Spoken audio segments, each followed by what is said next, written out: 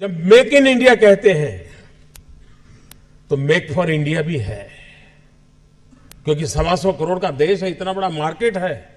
लेकिन स्टार्टअप का मतलब ये तो नहीं है कि हर किसी के पास $1 बिलियन का काम हो रहा है और 2000 लोग काम करें, जरूरी नहीं है। 5 लोगों को भी अगर मैं रोजगार देता हूं तो मेरा स्टार्टअप मेरे देश को आगे बढ़ा रहा है।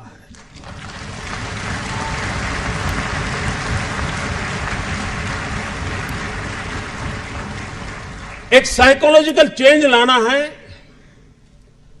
कि यूथ के दिमाग में जॉब सीकर की मानसिकता से उसको बाहर लाना है, वो जॉब क्रिएटर बने। और एक बार उसके दिमाग में आ गया कि मुझे 2 लोगों की जिंदगी के बाद संभालना है, वो कर लेगा। ये काम आप नौजवानों के दिमाग से हो सकता है। और इसलिए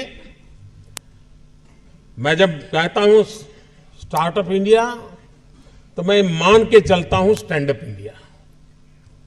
इसके लिए मुझे अलग सोच करने की जरूरत नहीं है।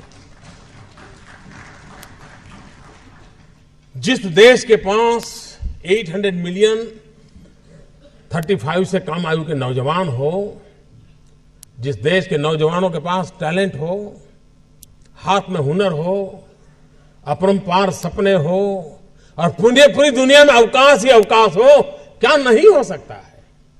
मानव जात के लिए चुनौतियां आवश्यक हैं, क्योंकि सरफरे लोग तो हैं जो तबाही करने पर तुले हुए हैं। लेकिन हम मानवता को बचा भी तो सकते हैं। हमारे पास इस प्रकार के लोग हैं। और ये भी सही है, भारत के पास मिलियंस ऑफ मिलियन प्रॉब्लम है, कोई इनकार नहीं कर सकता है। लेकिन एट द सेम टाइम मुझे इस बात का भरोसा भी है कि बिलियंस ऑफ बिलियन माइंड भी है। अगर मिलियन प्रॉब्लम है तो बिलियन माइंड भी तो हमारे देश में है। हर स्टार्टअप के पीछे कोई न कोई समस्या के समाधान का इरादा रहना चाहिए।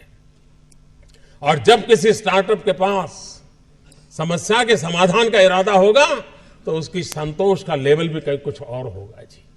जब किसी की जिंदगी में बदलाव लाता है तो उसको एक सेटिस्फेक्शन मिलता है। और इसलिए मैं वो कुछ करके दिखाऊं जिसमें मैं जॉब क्रिएटर बनूं, मैं वो कुछ करके दिखाऊं कि जिसके कारण किसी की जिंदगी में मैं काम आऊं, मैं वो कुछ करके दिखाऊं कि मेरे देश को एक कदम आगे ले जाने में मेरा भी कोई योगदान हो। इतना भी अगर सपना लेकर के हम चलते हैं, हम बहुत कुछ कर सकते हैं।